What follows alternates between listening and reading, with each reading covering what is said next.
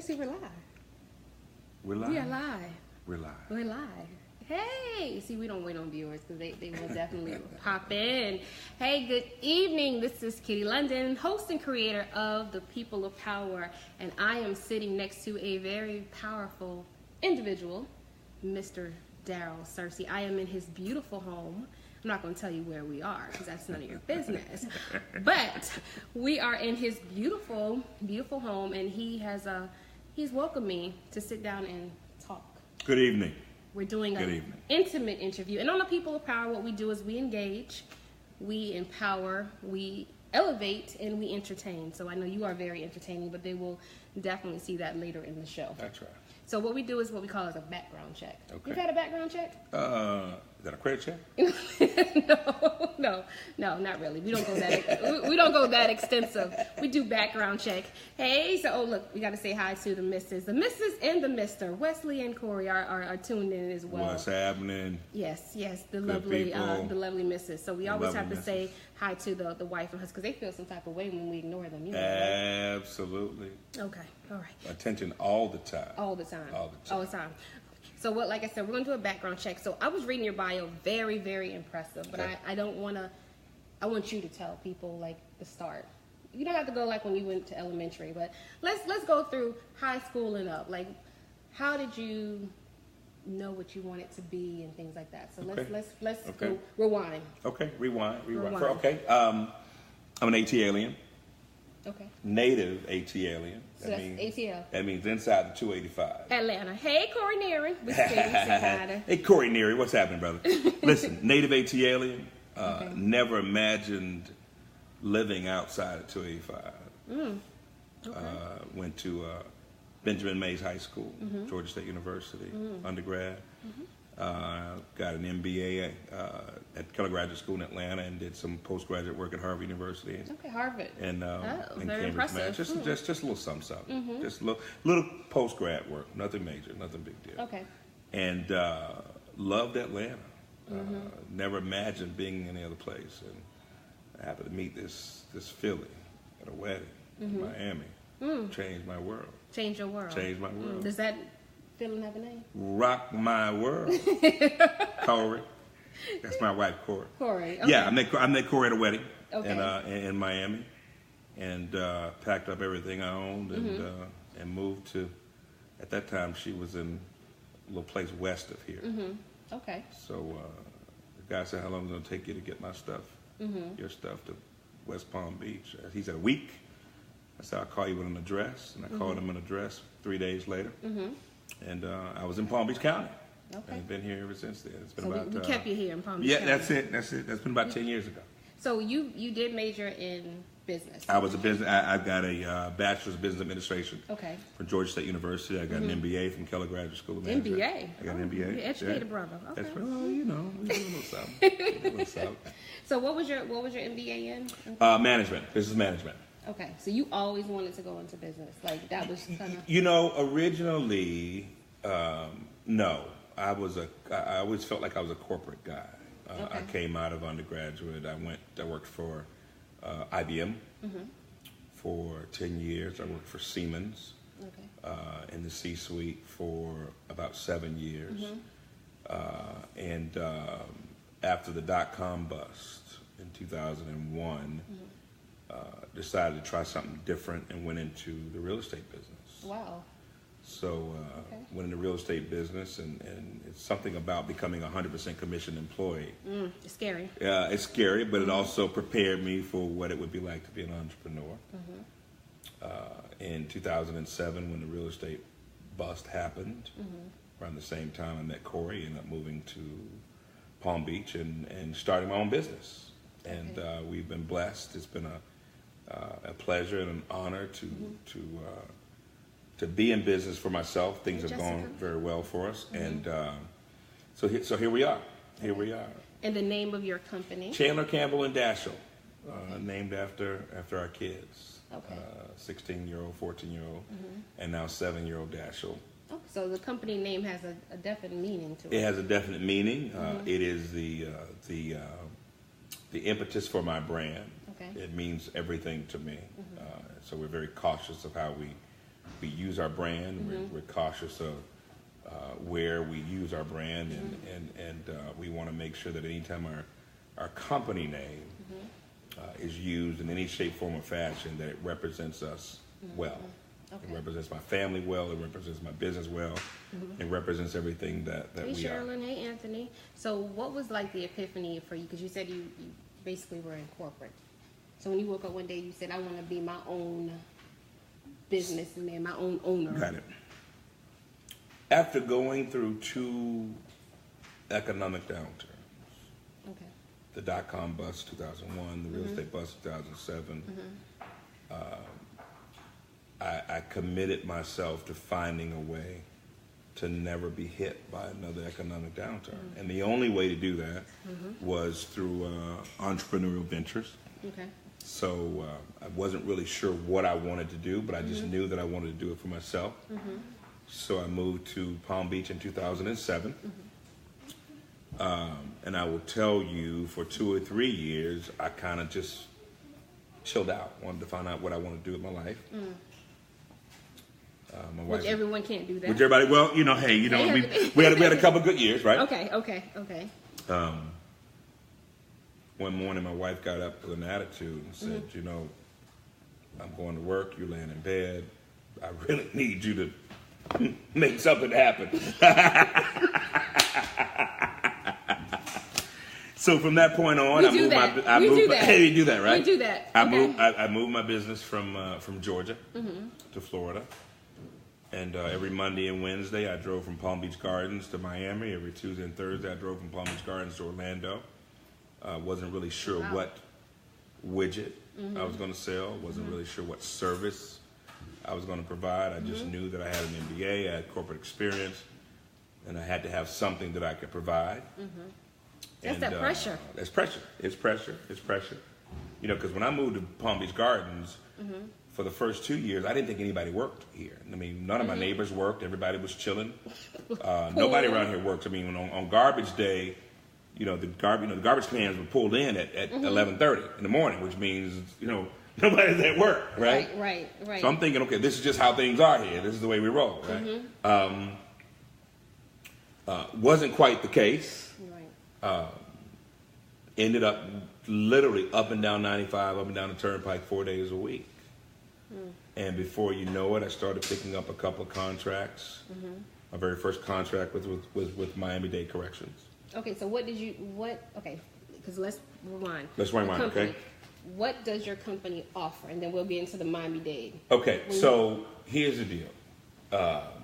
We are a consulting firm, a professional services firm, that has created a niche with the Department of Defense and with aviation sector businesses.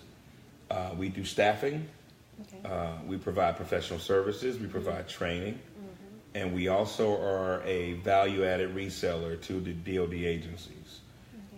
For instance, we're the exclusive provider of night vision goggles to the Air Force. Wow. We're the exclusive provider of fire safety systems for the United States Army. We also do all of the leadership development and soft training skills for Broward County, Miami-Dade County, Orange County, Palm Beach County. We also provide staffing. We put butts in seats. Organizations come to us and they're looking for a certain skill set in certain arenas, and they come to us and we find the right people. We put the right people in the right seat on the right bus.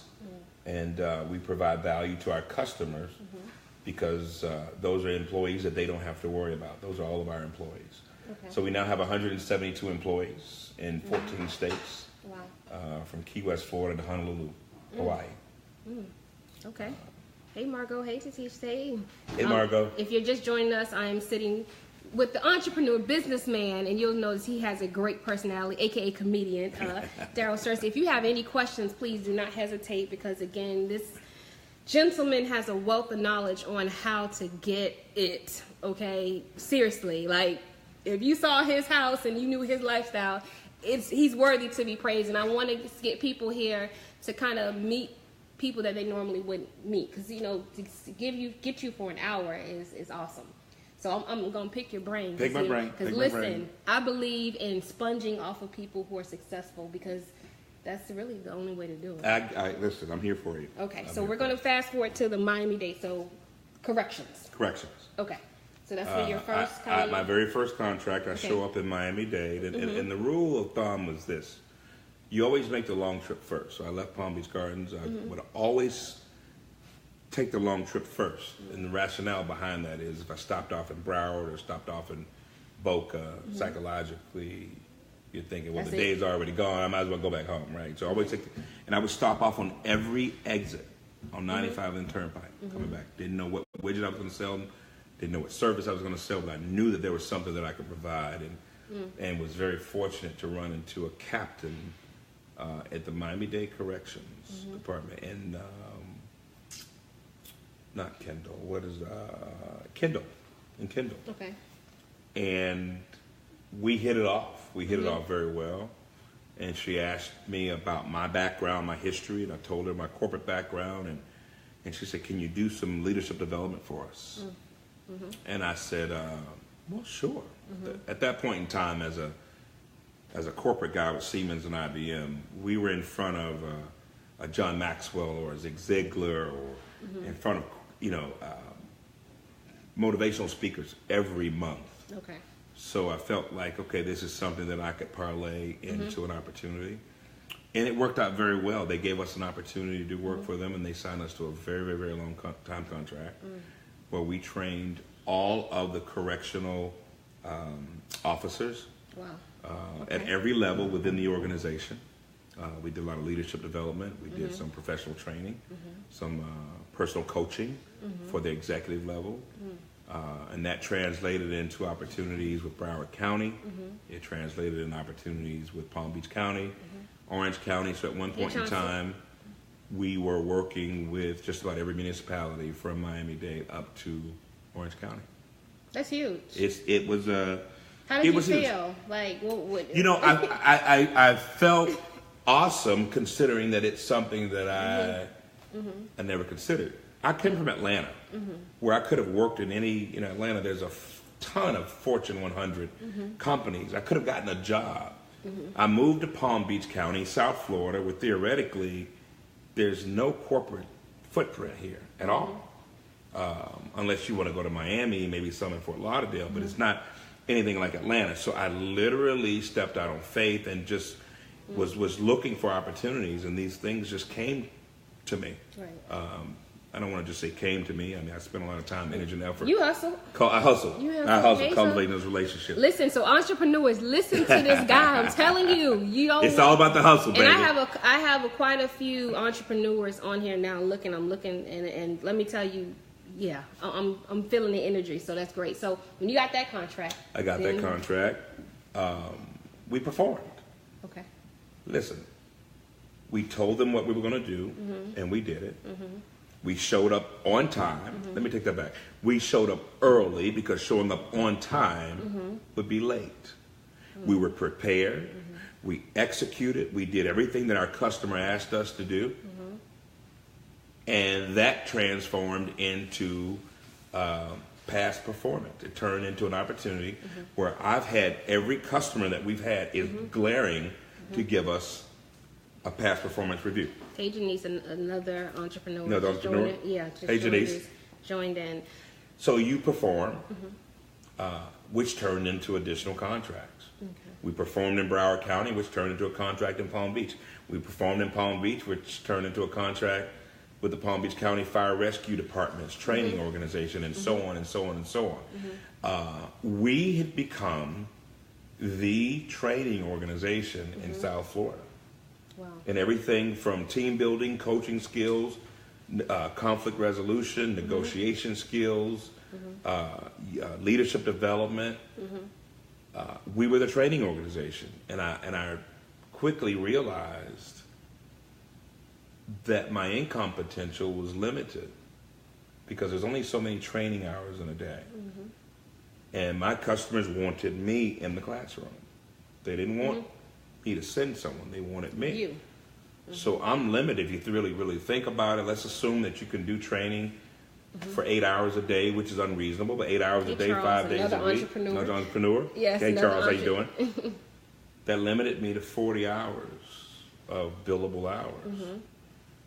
And it was fine. It was wonderful. Things were turning around.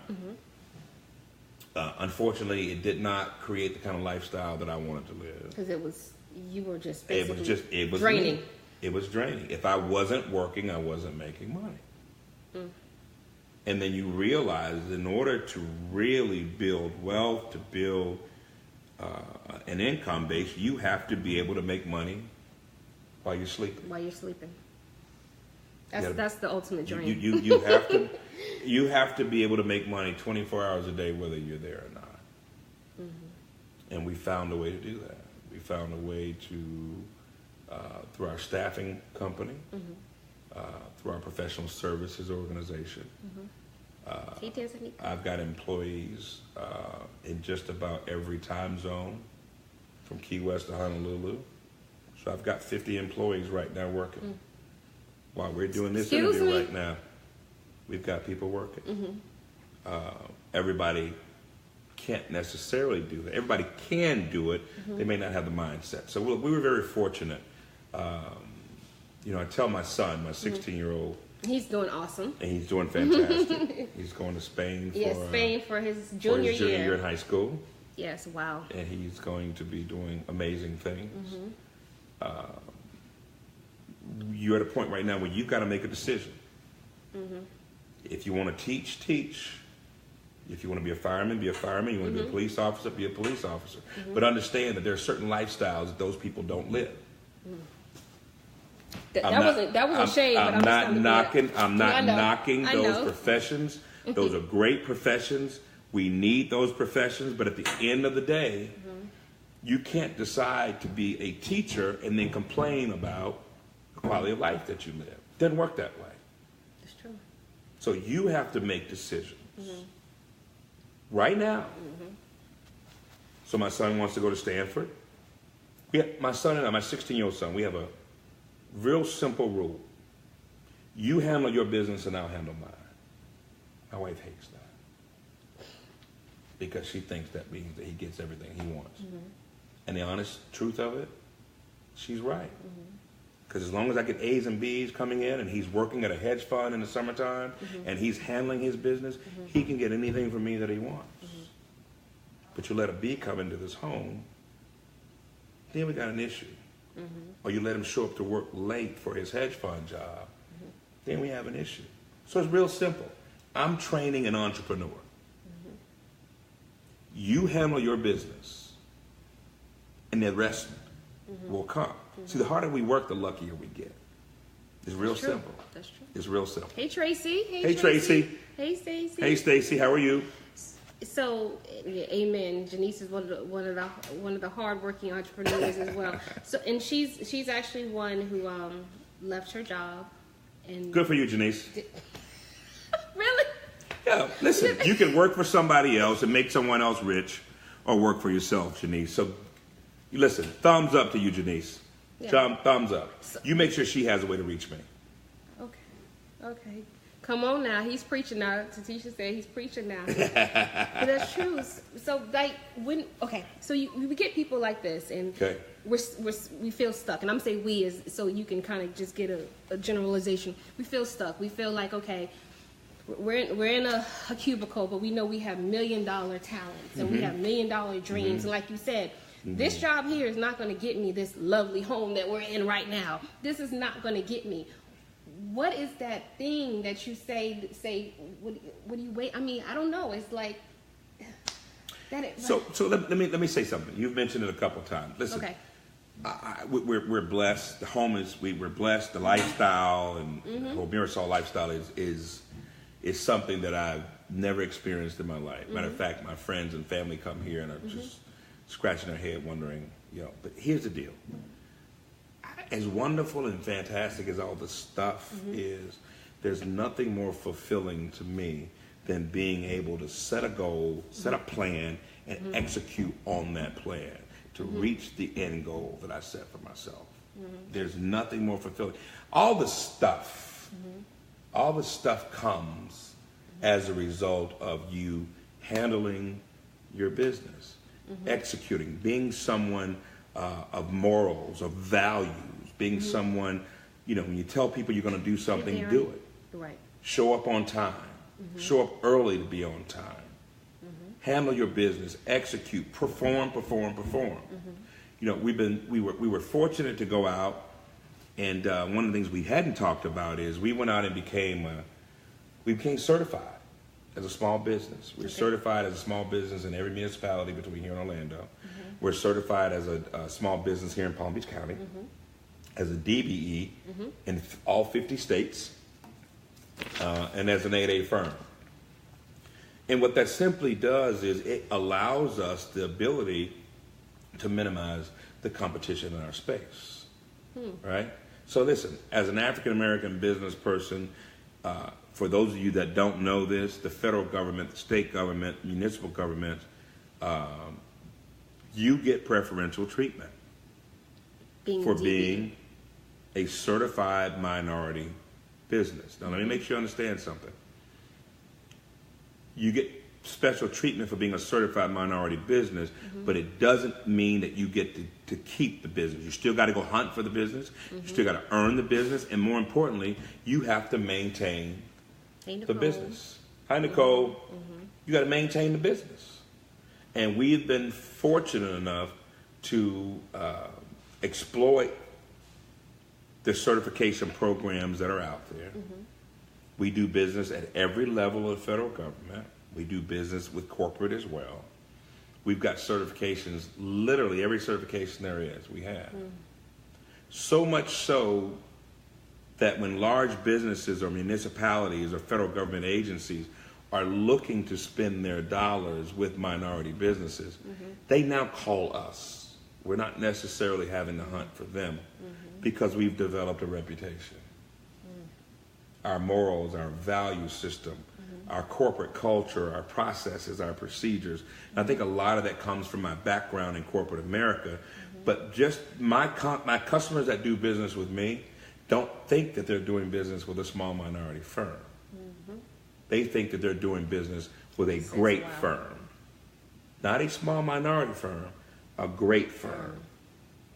We're not, we're not constantly looking. What's the word I'm looking for? We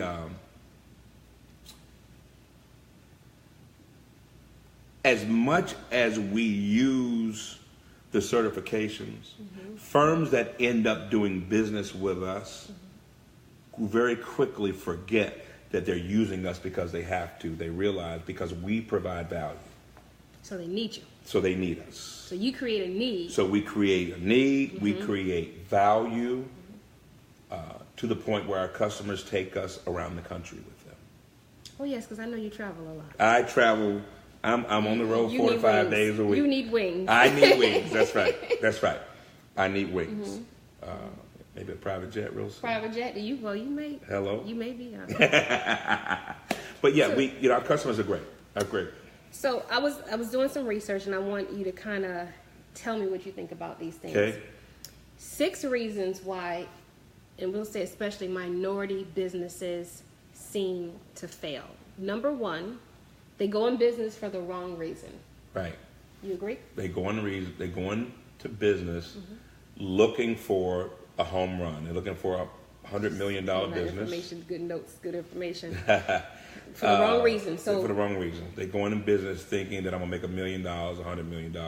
And the reality of the situation is, if all of your guests or viewers right now, if I gave them a $100 million contract, each and every one of them, the odds are that 0% of them could execute on it because they don't have the capacity, they don't have the financial wherewithal, they don't have the expertise. Regardless of who's watching, regardless of what you're looking at, it takes experience, it takes commitment, it takes teamwork. We were fortunate to start off with one part-time employee at Palm Beach International Airport. And you know what I almost told those folks? I don't need that. That's a waste of my time. One little $16 an hour guy working 20 hours a week. Really? You don't know who I am. Right? But here's the reality, though. Kitty, here's the deal. Okay. Once I stopped smelling myself. Okay. And once I came down to earth, that was the absolute best case scenario for me. Because that one part-time person taught me how to make payroll. It taught me how to do payroll taxes. It taught me how to go out and get workers' comp insurance. And guess what? If my customer did not pay me in a timely manner, that one part-time person would not put me out of business. Now imagine if my very first contract had been with 20 or 30 or 40 employees. And I know nothing about payroll. And I know nothing about payroll taxes. And I know nothing about workers' comp insurance. And the first time my customer was a little bit late on paying me, now I got to find a way to make payroll. See, when we can take the financial burden away from small businesses flourish. They grow. The day that I was able to find someone who was willing to give me a $2 million line of credit so that I don't have to worry about making payroll. You see my eyes just now? All of a sudden, I get to sleep at night. But that was the next one on the list. The capital shortfall. Yeah, the capital shortfall is real. Listen, banks they still, to this day, are not favorable towards small business. So let me tell you a story. You get some parts and love. Get some love. They still aren't favorable. So even for folks that pay their bills on time, 800 credit scores, and have assets in the whole 9 yards, they are struggling. They are struggling to get financing. They are. So you can't get mad at the bank when you show up with a 520 credit score, ain't never paid a bill on time, repossessed cars, and you expect the bank to give you $250,000 line of credit, and they look at you crazy. And the first thing we say is because I'm black. No, brother, because you ain't paid your bills. Okay, sorry. That's the shade. No, it's good shade. It's difficult. No, it's difficult. It's difficult. It's difficult. You're right. So let's go back to the number, talking about why we don't handle our business. Most of us want a paycheck in the mailbox without doing anything. Oh, I just stepped on a toe. Sorry. No, that was good though. That was good shade. Most of us want a paycheck in the mailbox for doing little or no work. And unfortunately, that's just not how it works. You may get one or two clients. How did someone change what, Janice? Which part? The 500 credit score or Janice, bank? what do you want? What do you want? What do you want? The bank not approving the 800. Which? Talk to me, Janice. So, Janice, I'm going to try to answer your question. I think what you're saying. Listen, there are alternative funds, sources of funds. Let me give you an example. My very first dollar was lent to me in Palm Beach County by the Paragon Foundation. And I went round and round and round with the Paragon Foundation. They didn't know me. I didn't know them. And the audacity of me to ask them for, I can't help you with a 500 credit score, sweetie. I'm sorry. Pay your bills. I know she doesn't have a I know. She's right. Listen, the Paragon Foundation, Pam and I went round and round and round. And she went to her board of directors and convinced them to loan me money against one of my government contracts. And it took an act of Congress. Wow. I paid Pam and Paragon back. If Pam's looking, Pam, you rock. You're the reason I am where I am. Thank you. But Pam, I paid her back before time, on time. There was never any question about whether she was going to get her money.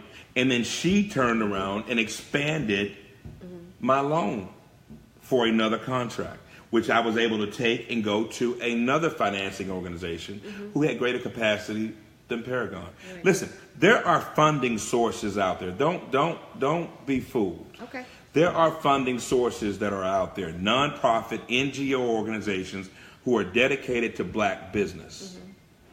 But if we haven't handled our business, we can't expect people to make exceptions for us. So if you haven't handled your business, don't get mad because these folks won't lend you $10 because you ain't paid nobody else back the $10 you borrowed from them. Does that make sense? That makes perfect sense. So the financial piece is critical because now all of a sudden you get a $2 million line of credit. Now I don't have to worry about making payroll. I got money sitting there designed for me to use whenever I need to make payroll, and I can begin to invest in my business. Now I go after larger contracts because I have the capacity to do so. Now when you got the $2 million line of credit, this was because you've proven yourself to Paragon and several others. That's right. So you had a history. So we have a history. Okay. That's right. And now all of a sudden the banks are looking, or the financial institutions come to you and say, hey, listen, we want to do business with you. And guess what? We want to do business with you at a decent rate of return. Because that first one, it usually... Oh, they bust me upside the head. Yeah, I hear 10 double-digit percentages. You know what? It is what it is. But I needed that money to grow. I needed that money to grow.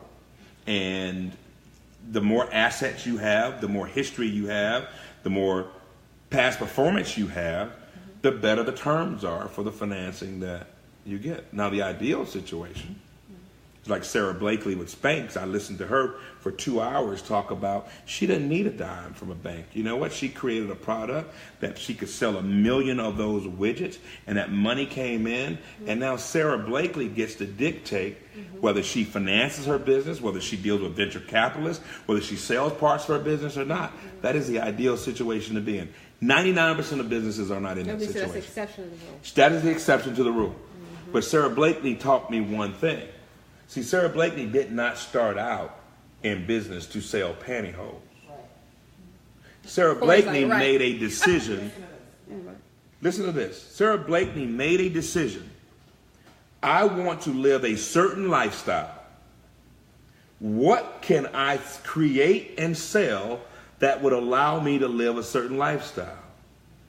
Sarah Blakely could be selling Apple Watches. She could be selling iPhones.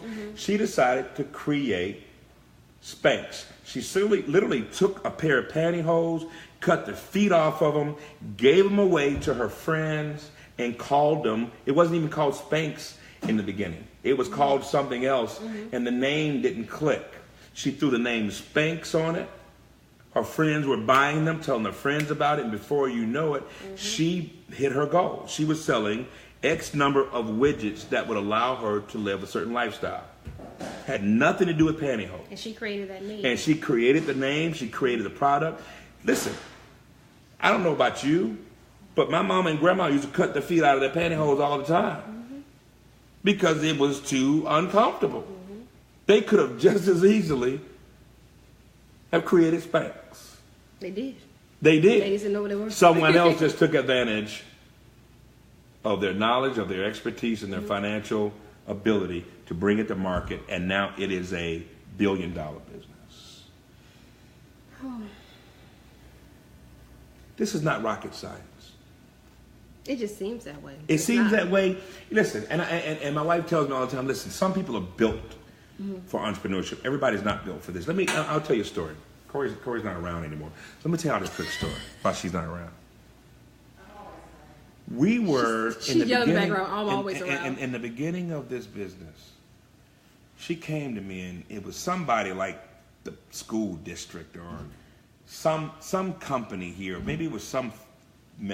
She said, "Well, you know, they have a job opportunity that you could probably get that job, and this job pays something like $60,000 a year." She was trying to sit you down, right? Salary you. So check this out. I've done that too. So I put my glasses down like this, looked over, and said, "Hey, baby, $60,000 a year is not going to pay our bills." She said, "Yeah, but you'll get a paycheck every 2 weeks." Stability. So I looked at her again. I said, "Sweet, them shoes you wearing, $60,000 a year won't afford." Those red bottoms. And you know what she said? "But you'll get a paycheck every 2 weeks." And the light bulb went off in my head. The light bulb is that she needed some sense of stability. Stability, had you? Now, even if that stability wouldn't pay our bills, which to me just didn't make sense, but you know what? It made me realize that this is not for everybody, right? Because there were years where we ate Publix rotisserie chicken every day. You cannot give me a Publix rotisserie chicken today. Really? Because it brings you back mentally? Because I ate it for so long. Refuse. I refuse. Because that's what it's about sacrifice. Listen, you know my wife. My wife's pretty high maintenance. You know that. Yes. No, she's good high maintenance. But yes. But you know, she's good high. But guess what, though? When it was time to scale back, when it was time for us to focus on managing and running our business, she did what she had to do. And it required both of us. It was a sacrifice. It was a. You're not going to hit a home run on day one, folks. It's not that simple. Hey, Rihanna, how you doing, brother? Listen, you're not going to hit a home run day one. It's about persistence. It's about sacrifice. It's about handling your business. Your word is your bond. Your reputation precedes you. Your reputation will always be there. And when people look at you and they say that you are not someone that I will ever do business with, it's over. And I've got people there are people here in Palm Beach County that I would never do business with. They call me all the time with opportunities. You know what? Grandma used to say, when you lay down with dogs, you get fleas.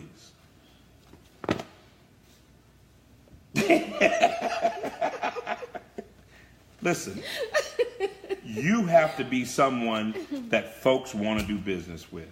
Yeah. And if you are an opportunist, if you're someone that will cut your own best friend's throat, then you know what? God bless you. I hope you can make it as long as you can, because it won't last.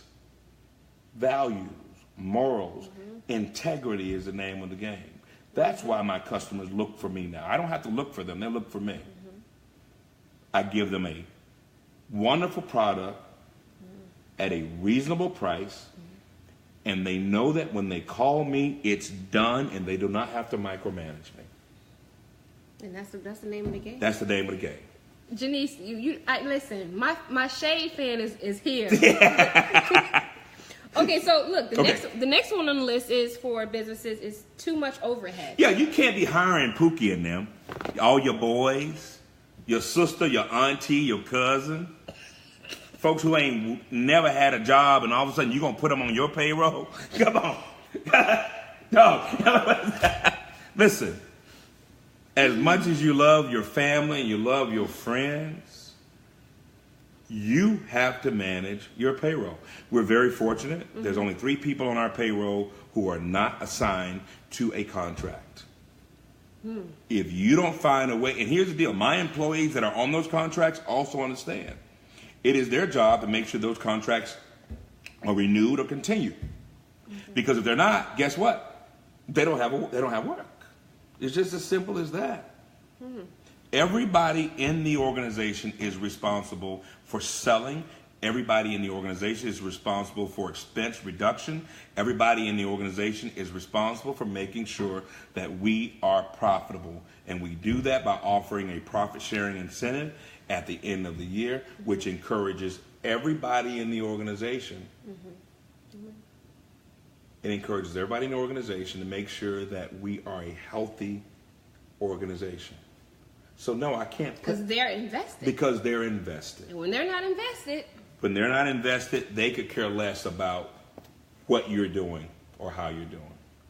So no, I can't put my mama on the payroll or my auntie or cousin Shaniqua. Because she can't get a job nowhere else. Doesn't really work that way. No, you're right. But you're right. You're absolutely right. And we have a bad habit.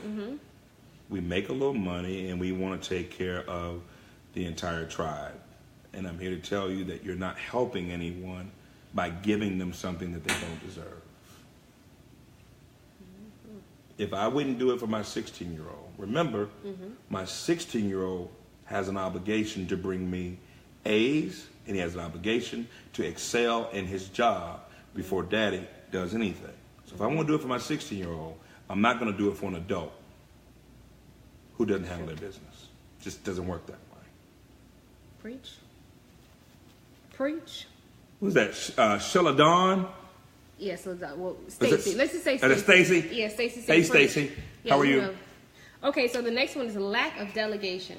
So this was tough for me. Tough for you to delegate?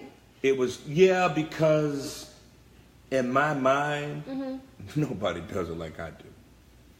Right? I can't even do the fan. Go ahead. You can't do the fan? I can't do the fan. I'm the only one. I wanted to do the billing. I want to do the customer interaction. The reality of the situation is I learned very quickly, in order for your business to succeed, you have to be able to always sell and execute.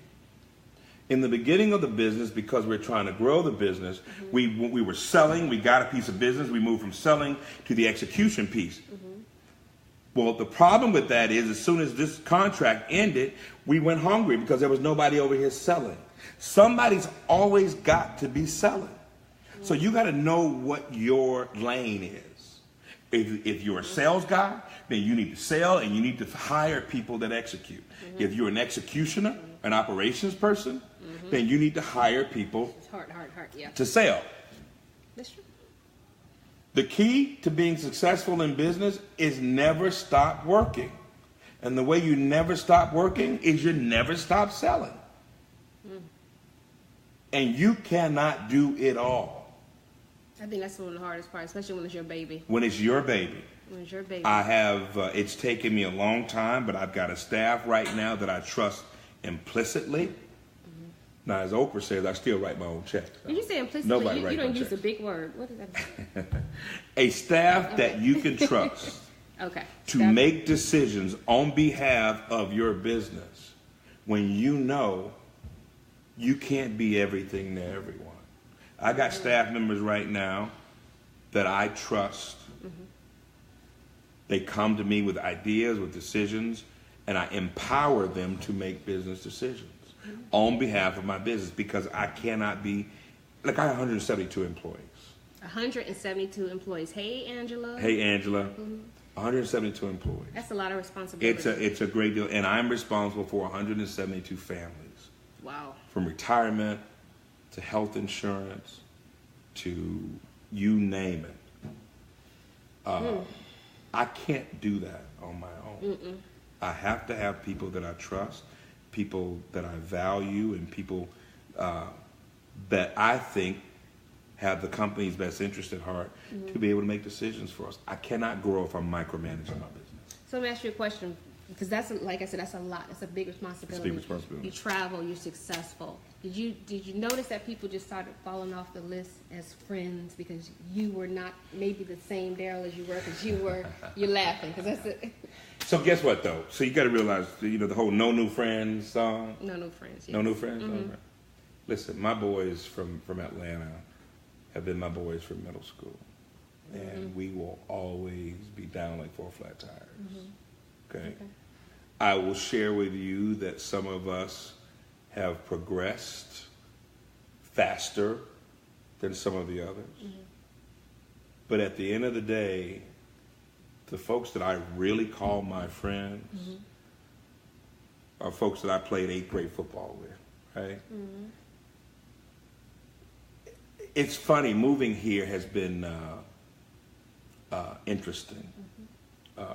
Because as you get to a certain age, you get to a certain place in life, and the first question is, what do you do? In other words, let me judge you to determine whether you're somebody that I want to spend time with or not.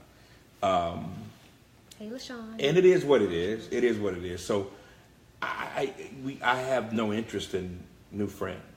I have acquaintances. I have people that we do business together with. I have people that we spend time with. We go on vacation with. But the term friend is a big deal for me. It's a big deal for me, and it's something that I don't take lightly. And there's 10 or 11 guys from the ATL that that's your ride or die. Those are my ride or die. Because you hear like Oprah, and you hear people, she's always with Gail, but you hear that when you're starting businesses and you become successful, you lose people along the way, and you have to do that sometimes, and it's okay. You know, it's okay. It's okay. Let me say this to you: it is okay. I may be the anomaly here, where I've had to make an exerted effort to stay connected with folks that are in different places, because I'm still the same D. Searcy that I was in 1982. With the 172 employees, with the big business. I'm the same D. Searcy. And if you talk to any of my friends, I like that D. Searcy. That sounds like a rapper. I'm the same D. Searcy. Now, I'm the same guy.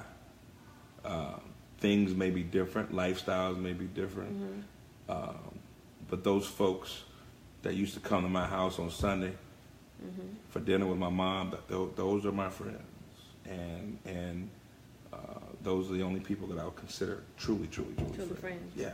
So you don't use that word lightly. I don't use that word lightly. Okay. I just had to ask because I know, like I said, we do have entrepreneurs on here, and sometimes when you're getting into a certain level in your life and you're evolving, a lot of people don't like that, the evolution of that person, because they feel like, oh, you want to be all that. You act like you're all that. You do, but it's like sometimes it's needed to shed. Listen. Let me say this to you. If I have haters in life, I wouldn't know because I don't give a damn. Okay, and folks that I consider my friends, number one, they know my struggle, they know my story, they know my journey, and I'm disconnected from them being so far away from home. Listen, I've got my family. I've got Corey. Corey is the best thing that's ever happened to me. Chandler, Campbell, and Dashiell, my goal in life is to make sure that they have every opportunity and are exposed to things that I never would have imagined. And so I'm so busy with my business and with my family that the idea of friends it kind of eludes me. That tunnel vision. It eludes me. Okay. It eludes me. I just had to say that. Well, next on the list was failure to plan. Businesses that don't plan. So after having gone through 2 economic downturns, 2001 .com, 2007 real estate, I feel like you ever hear people talk about when they went through the Depression and they hold on to every penny and every dime? It seems like for some people, we still in the Depression. Well, a lot of that's in our mind, too. We created this victim mindset where everybody owes us something. Let me tell you something. Nobody owes you anything. Get off your ass and get off and make something happen. Nobody owes you anything. Stop bitching. Stop complaining. Make something happen. Anyway, this whole Depression era mindset, when folks find a nickel or a dime in it, the thing that scares me, the thing that keeps me up at night is being broke again. Jesus, I know. That's horrible. That's hard. And so we make sure that our businesses are diversified. We've talked a little bit about. Got some hearts on that. Got some hearts on that? Yeah. We make sure. You got to yell at people sometimes. You got to yell at folks, right? Yeah, yell at folks, yeah. You should have 3 to 4 streams of income or 3 to 4 different business avenues at all times. See, here's the deal, and this is going to piss a lot of folks off, right? Okay, go ahead. You ready for this? Yeah. Let me. Regardless of your political ideology, regardless of where you are politically, you have to do your homework and know what's best for your business. And I just happened to be in a defense contracting business when Donald Trump was the president. Now, does that mean I love Donald Trump? Absolutely, positively not. But do you think Donald Trump's been good for my business? Of course. The phones don't stop ringing. The Department of Defense is spending more money right now than they have ever spent in the 8 years that I've been a defense contractor. Now, you think I'm going to walk around screaming, I hate Trump, I hate Trump? Listen, we got to be smart about how we handle business. I'm not a Donald Trump fan. by any stretch of imagination. But we also understand that when you're doing business, particularly you're doing business with the government, I could be a Republican today and I could be a Democrat tomorrow. We have to do what's smart for our business. I didn't say anything about selling anything out. I didn't say anything about being a sellout. But the point is, I know where my bread is buttered. And we have to do what we have to do. Now, when Donald Trump's out of office, and if there's another president who may not be as pro-defense, I still have the airport concessions that we focus on, or I have my professional services or my consulting. But the bottom line is, one person is not going to create a tidal wave that's going to sink my entire business. That's where the planning comes in. You have to understand what impacts your business. Is it political? Is it economic?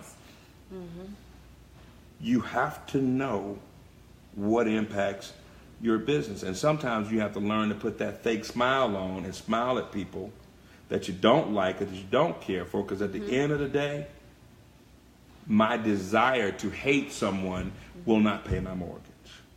We have to be smart about how we handle our business. That's true. And watch what we say. And watch what we say. That's right. Chick-fil-A is a great example of... Love it. Put a smile and serve. Keep it moving. Keep it moving. Keep it moving. Truett Cathy is one of my mentors. Truett Cathy was someone that I admired.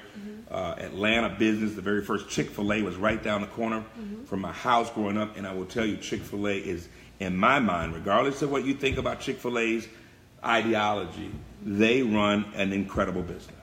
They do. They put a great product out and they do what they're supposed to do. Well, obviously you did. I was looking at your award nominations and what you won. Nominated 2013 Ascension Award for the SBE of the year, and the SBA South Florida District SBE of the year. And in 2012 you won the Palm Beach Partners DBE of the year. And in 2016 Black Chamber of Commerce Large Business of the year. That is awesome. I'm humbled. I just want to put that out there because I'm humbled by the recognition. I am. I'm truly humbled. For you to be, well, you called a small business, but obviously they didn't think that. They said large business of the year. That was based on revenues. We had an incredible year, and I attribute all that to my staff and to my team, and my wife for allowing me the ability to be away from home 4 to 5 days a week. Wow. And not have to worry about what's happening around here. I'm on the road, I'm sleeping in hotels, I'm kissing babies, I'm shaking hands. And as much as politics, right? Yeah. And as much as I'd like to take the credit for that, my wife, my family, my kids who don't get to see me as often as they'd like, and my staff, and I'm very humbled by those awards. I'm gonna tell you something you probably don't know. So you know me, of course, as a makeup artist. I do. When I first met him, I was doing his wife's makeup, and I'm trying to think of the hotel. It was either the Ritz-Carlton or the O. So I go into this fancy hotel, and they're looking at me probably like I'm the help. Yeah. No, I'm not the help. I'm a makeup artist. Thank you. Right. Anyway, so I go in this nice room, and I meet these beautiful black ladies, and I'm like, wow, we up in the penthouse suite. Like, this is how we roll, baby. This is how we roll. So he comes out. I think you were I don't know if you were president of that year. That was Sarah. Okay, and you Googled your.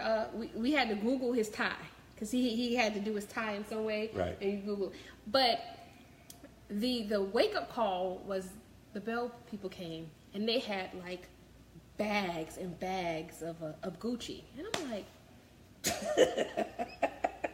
wait a minute, I know this. Wait a minute, Gucci. It was, and I'm thinking like, because it was around Christmas. It was Christmas. There was a Christmas gift. There was a Christmas gift. Right. And when I heard that, I guess that was presented to the wives. To our wives. I'm like, I gotta be doing something wrong, because it's like, because but you look at these shows like Atlanta Housewives, but it's like these people are here, And that was the bulb that went off in my head and said, you know what, yeah. So let me say something. Let me stop you right there. Okay, stop me. I'll stop you, and I'm just 2 seconds. There is nothing Atlanta about Atlanta housewives. There's none of those people are real, authentic Atlantans. They are an embarrassment to all of Atlanta. So let me just say that too. Oh, wow. So yeah, don't ever put me in the same category with Atlanta housewives. It's a joke. It's an embarrassment. Anyway, go ahead. Keep going.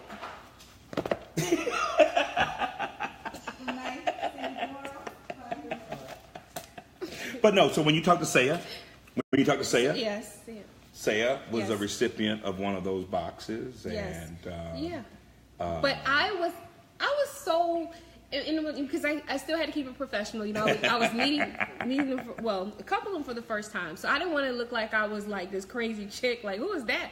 But when I saw this Gucci, I'm like, this is money. Like, and these people look like me, so it put fire in me. Good.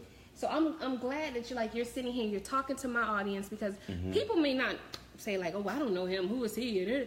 But you got a wealth of knowledge. You are so successful. And I mean, I know you don't like to hear it because I know I'm stroking your ego, but you have to tell people that you admire them. I appreciate that. Because we see how we're depicted in social media. Correct. We see how we're on, if it was a mugshot or you were doing something crazy, everybody would know you. That's right.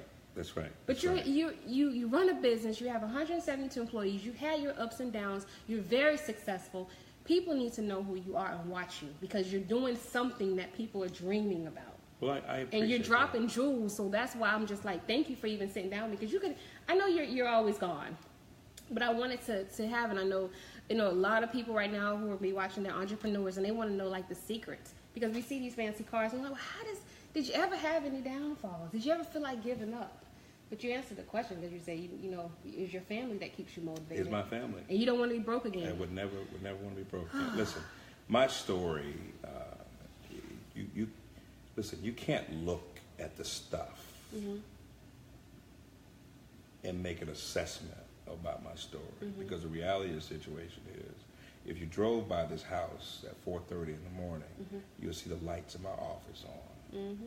Well, you were the first one I saw. I called you the Macy's tree. I came in here and you had the tallest tree I ever saw in the house. And I said, did Macy's come and decorate your house? Because this is a Macy's Christmas tree in your house. We work hard and we play hard. Right? But like you said, the office lights. The office on at 4 in the morning. See, everybody wants to play on Sundays, but nobody wants to be in the gym at 3 a.m. shooting free throws. And see, that's where these awards came from. That's where the success comes from. It's from doing the things that you don't see. Right? Behind the scenes. Behind the scenes. It's grinding. It's making sure that I put the baby to bed and then going to work from 10 to 2, taking a 2-hour nap and being back up so that I can spend time with my family when I am here. That's what this is all about. And here's the deal. There are people that are much smarter than I am, people that are much more successful than I am, but there's not anybody that will outwork me. And we grind, we work hard, we play even harder. So when you get Say on here or you talk to Idra, glad you left, we play hard, but you know what? We bust our asses. And we are unapologetic about the levels of success that we have risen to. So don't judge me based on what I drive or where I live.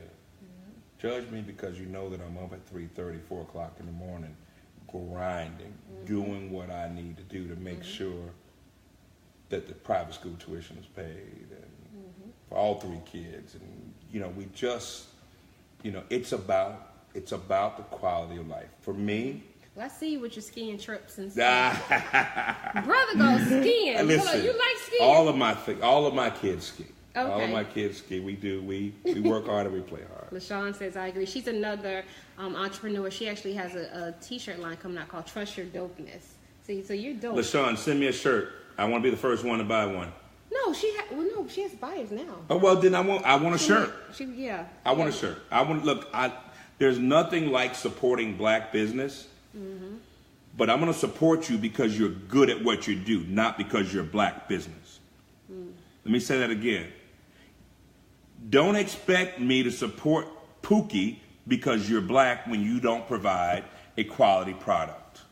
I'm going to support LaShawn because, put that thing down, because she provides a quality product.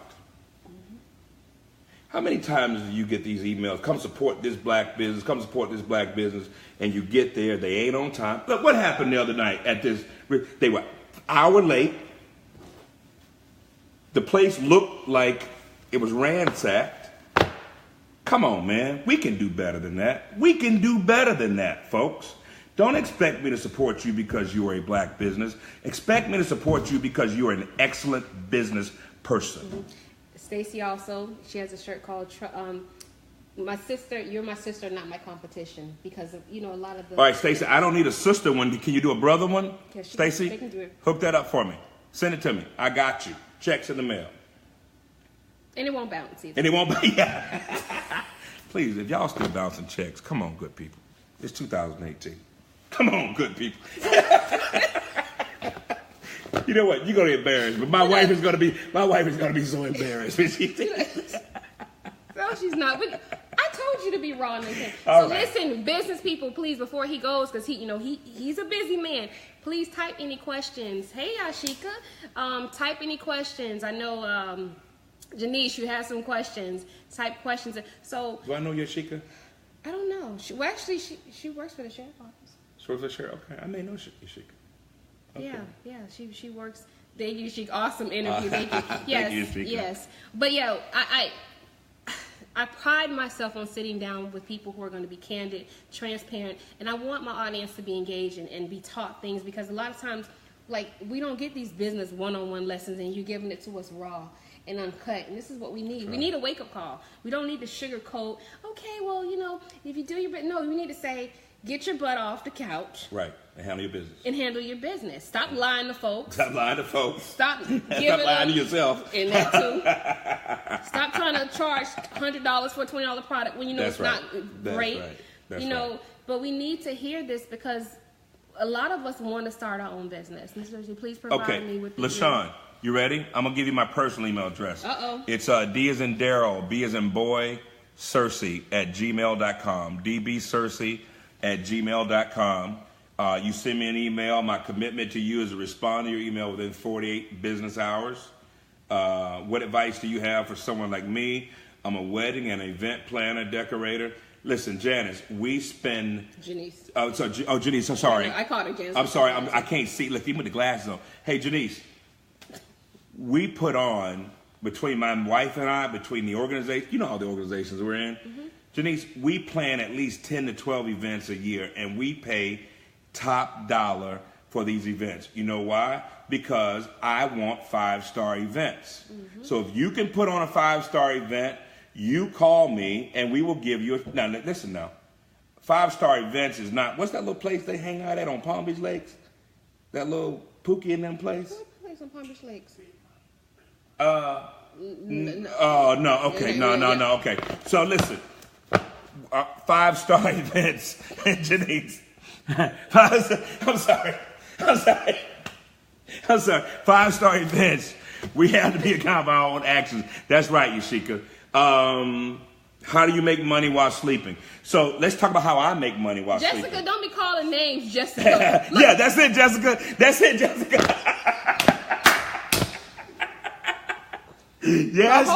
The whole shade tree. The whole shade tree is in. Jessica, you my dog, Jessica. You my dog. Listen, you can, it's called passive income, okay? Either you are managing people, processes, or procedures, things that are happening while you are sleeping. If you're selling a product, you got to have something. You got to be the Amazon of your product. Jessica, you're fine, sweetie. Is that Jessica? That's fine. Jessica. Yeah.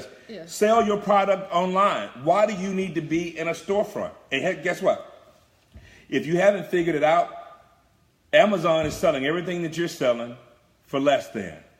I got underwear and deodorant in the mail today. Publix is in trouble. You hear me? Why would anybody, listen, Amazon has changed the game. So if you've got a product that you're trying to sell, you got to find a way to wrap a service around that product, some type of experience around that product that I can't get on Amazon or that I can't get at Walmart, right? You got to be able to listen, just because you are a good cook or a good chef, you can't just open up a hole in Riviera Beach and expect folks to show up at your restaurant. You need to decorate the place. It's got to be a place that's inviting, a place that makes me want to come to your restaurant. It's got to be a place that serves something more than Moscato. I'm sorry. Are we good? Hey, Jessica. Jessica's watching. Kenya, LOL, you're killing me with that fan. You're killing me with that fan. Yeah, no, it's shade. Hey, Yashika. That's my shade fan. She just pinched me. Listen, every time there's shade thrown on the people of power, she just pinched me. You get the fan. It's about providing world-class service and world-class products. And when you provide a world-class product or a world-class service, we will support you, and I will come in there, and I'm not going to ask you for no discount. I'm going to give you a premium because you get what you pay for, period. Point blank. We can do better, folks. We can do better. And when you fail, don't be scared to apologize. Don't have the pride, because we do. You know how many times we've fallen? I've told you too. Listen, I've lost everything twice. Everything. Twice. Scared money don't make money. I know the folks understand that one, don't they? Yeah. Scared money. Listen, you have to take risks. You could be a 9-to-5 person working for the government for the rest of your life and look, they don't even offer you pensions anymore. So there's no guarantee that you're going to ever retire. Right? That's the truth.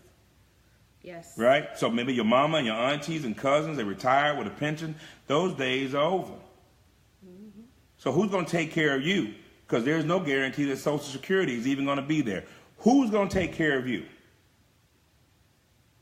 Think about that. Nobody invests in you like you invest in yourself. And that is the benefit of an entrepreneurial lifestyle. I come and go as I please. I do what I want. I'm held accountable for me and my wife. But if mama don't get Louboutins for Christmas, it's an issue. The red bottoms. The red bottoms. What we got? Bottoms. That's right. Yeah. Yeah, Kamara, he said that earlier. You just joined him, but she said you got to have multiple streams of income.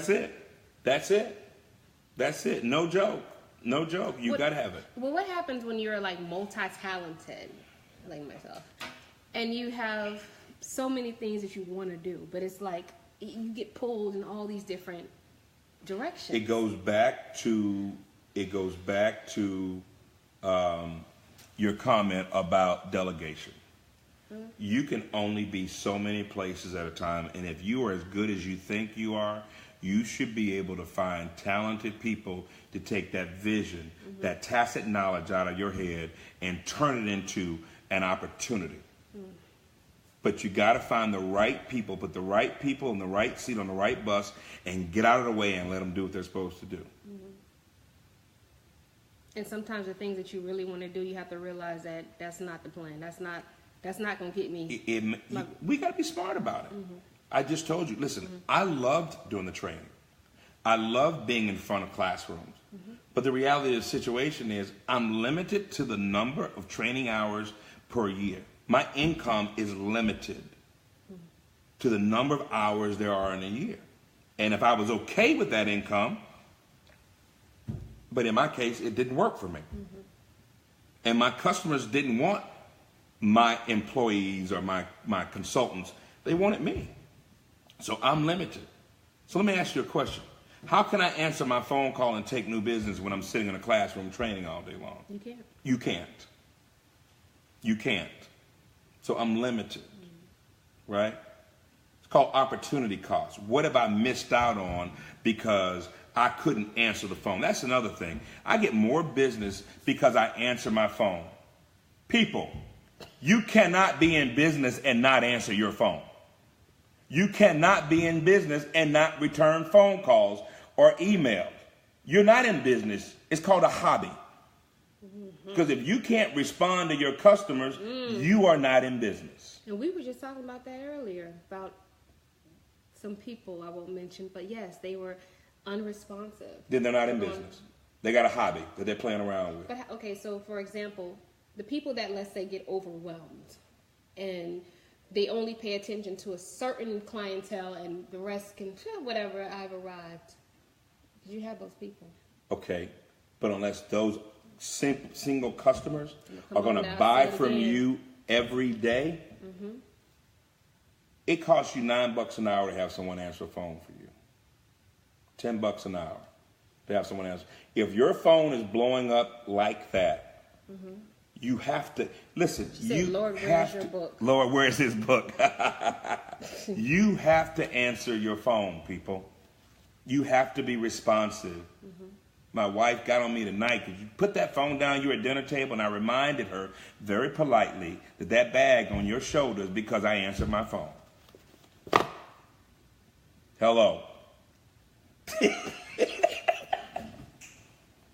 She gonna kill me, you know that. Oh, I know she gonna kill She you. gonna kill me. I love my wife, y'all. No, I know Y'all know that. I just want to make sure. I answered my phone in my ear, but no, but this is real. It's real. It's real talk.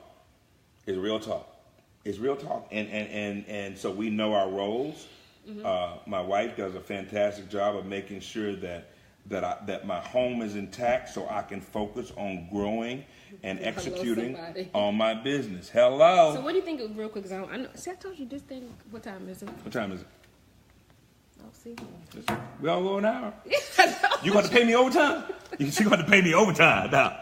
Because I told you. Yeah, you did. Okay, real quick. So what do you think about branding? For example, like, social media is so big now. Yeah. And when you have a business and you're on social media, should you think those things should cross? You're on point with your knowledge. Yeah.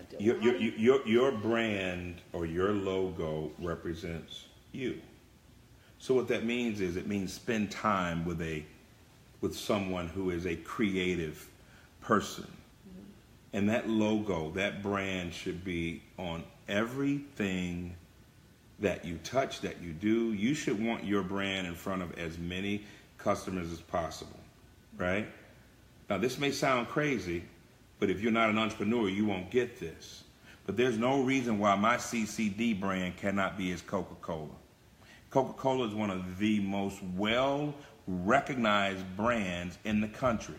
Can I tell you a secret? It's freaking sugar water. Sugar water.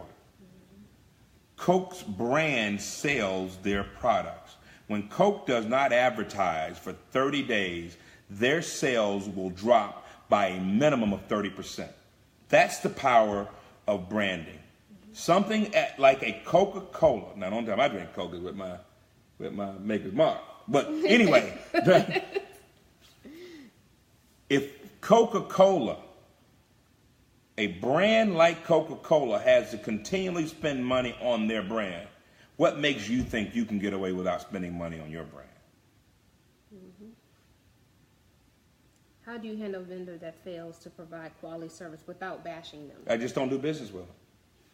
Sometimes you have to take a loss. First of all, when you're doing business with new vendors, you don't ever put all your eggs in one basket. You give them just a little bit. It's almost like lending money to family or friends. You got to expect to lose that money. And that you can never lend them enough money that's going to break you or make you homeless. And you try a little bit. And then when they pay you back, you give them a little bit more. The same way the banks and the lenders treat me.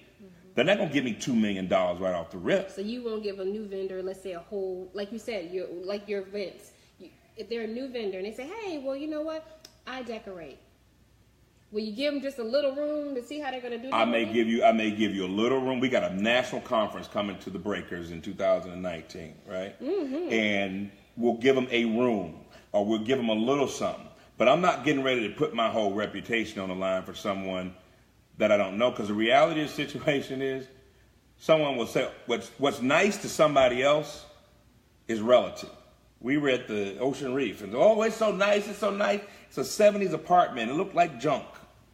She's about to take a small room with pride. Take a small room with pride. Keep it moving, right? Keep it moving. So start small when it comes to your vendors. And be very transparent and honest with you. Listen, I had a person here in Palm Beach County that gave me the runaround so bad, and this person to this day still has no idea that I will never fool with them. Never. And every time I see him, hey man, let's get there. Oh yeah, we'll have drinks, we'll do dinner. Knowing in the back of my head, I will never return your phone call. Because I don't need to hate on that person. I don't need to hate on them. Deal with them. I don't just don't fool with them. It is what it is. What you got? No. Somebody asked. Yashika wants to know any conferences locally. Are you asking Yashika? Is he doing a conference? You may need to do it. Yashika, we do. As far you mean speaking? Hey, Yashika, you put it together, and I'll be your guest speaker. How about that? Can you be my guest speaker? I'll be your listen. I'm always yours. I know, right? I'm always yours. No. Yashika, you put it together and I'll be there for you. Just make sure you get it on my calendar, baby. She actually came to, she is a good friend. She actually came to both of mine. But yeah, I told you, you actually can be a speaker. Yeah, she's somebody, yes. Put it together. I'll be there. You just got to make sure. Listen, here's the rule in my household. If it's on my calendar, I'm there. If it's not on my calendar, and that's true. Crickets. Well, we don't want to take too much of it. Do you have anything else, final words you want to say? Because I know, listen. I just want to know if I got a makers coming in I sell adult toys. Wow. And I keep my branding classy. I sell adult toys. Ooh. Wow. Shade. Hey, guess what? In this age of sexist marriages, I'm sure your business is doing very well. How did she I'm just kidding. Okay, let's put it out there. How did she make selling dildos classy? Listen. I mean, listen.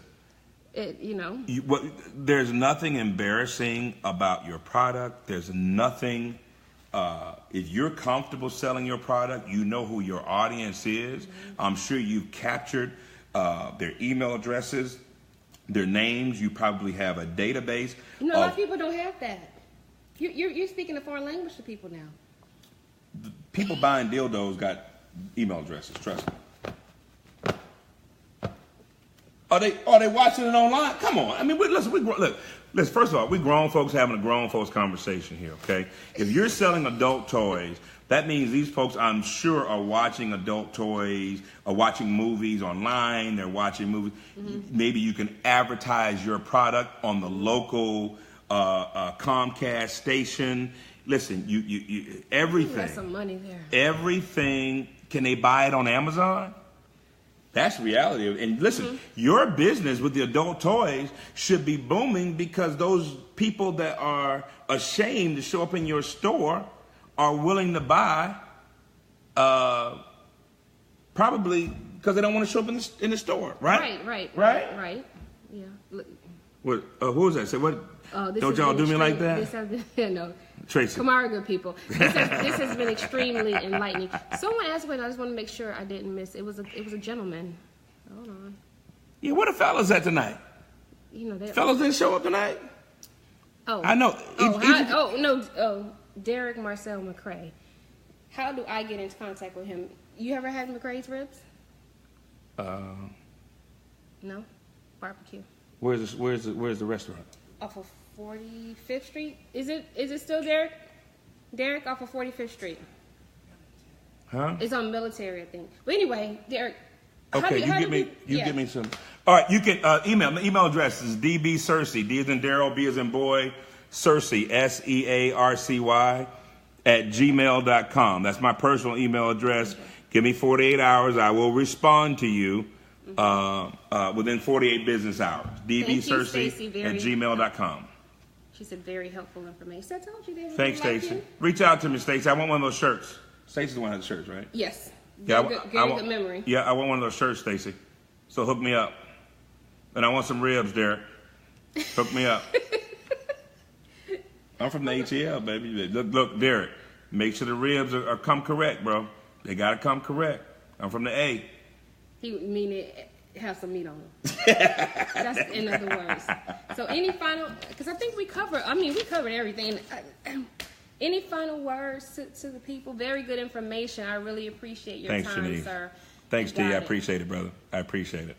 And I like it because you give back and you're approachable. You want people to succeed, and that's one thing that a lot of those qualities we're missing with people. Well, it's like I've arrived. Screw you. Listen. Find your own bone. I listen. You're welcome, Yashika. I had a praying grandmother and a praying mother, and arriving simply means that I showed up at home. There's nothing special about me.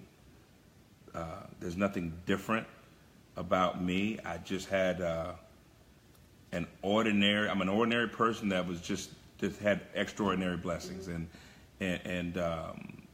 this is me. What you can admit. I swear one more thing, because basically the people that are looking at a variety of age groups, what do you feel? Do you feel that, and I know you're going with the answer, but I want to make sure, because people seem to give up on their dreams. The older they get, the less they dream. You know, so here's what I'm going to say about that, and this may not be what you think. Okay. I'm fine with you pursuing your dream, but your dream needs to be realistic.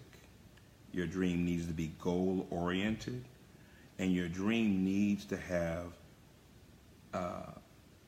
an end result to it. And what I'm simply saying is, my daughter dreams to dance with Alvin Ailey. But a dancer with Alvin Ailey, unless you are at the highest levels, won't live the lifestyle that she needs to live. So there's a diametric opposition to her dream and to what I think her reality should be. Now, here's the deal. If she wants to dance for Alvin Ailey and she wants to live with roommates for the rest of her life and she wants to drive Hyundai Sonatas, knock your hand, you know. But you understand what I'm saying? Mm-hmm. So let's be real about our dream. Is it your dream because it's easy? Or is it your dream because it's your passion? Or is it something that you are willing to give up everything for? That is what I'm considering. If your dream is something you're willing to give up everything for, then I say go for it. But if you're dreaming it because it's easy, no, I don't think so. And don't put an age cap on it. Well, you like to say realistic. Yeah, realistic. 50, if you're 50, you're not going to be a ballerina. As much as I hate to tell y'all, the Atlanta Falcons aren't getting ready to sign me for middle linebacker. You know what? That just ain't going to happen. And that may be my dream, but that's not going to happen. I could probably get on with the Dolphins these days, but bah.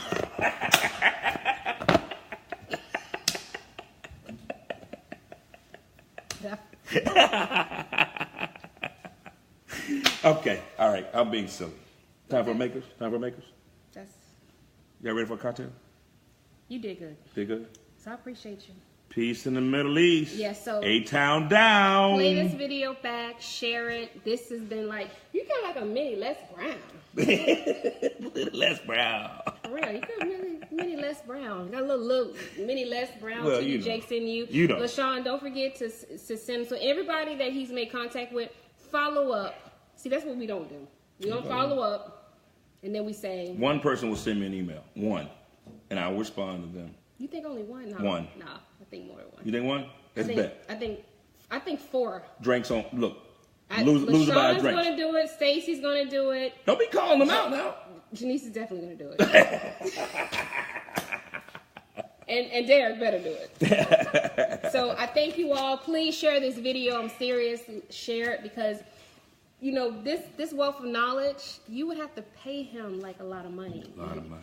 For real, to get this and to be this one-on-one with you. So yes, please send it, share the video for anyone who's an entrepreneur who needs some of this raw cut advice. And this guy here, you'll see him again. So, oh, you know what? Let people know like your information. Because some people, you know, your business information. The company, Chandler, Campbell, and Dashel. Mm-hmm. We're located in Palm Beach Gardens, Florida.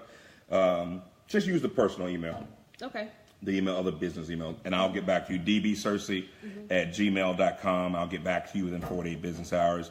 Any question, there's nothing off limits.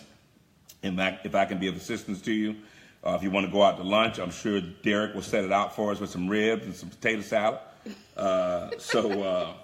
Let's make it happen. Let's grow. Hey, let's do big things, folks. Let's do big things. The sky is the limit. Don't let everybody put caps on you. The sky is the limit. Follow your dreams as long as your dreams are real and they're dreams that you're willing to die for. Yes, you will, LaShawn. Corey will definitely wear the shirt because it is dope. Cool. So Perfect. That's it right there. DB Searcy. Yep, that's it. Thanks, Janice. All right. We're out. It's been fun. Good night. Good night. Have a cocktail.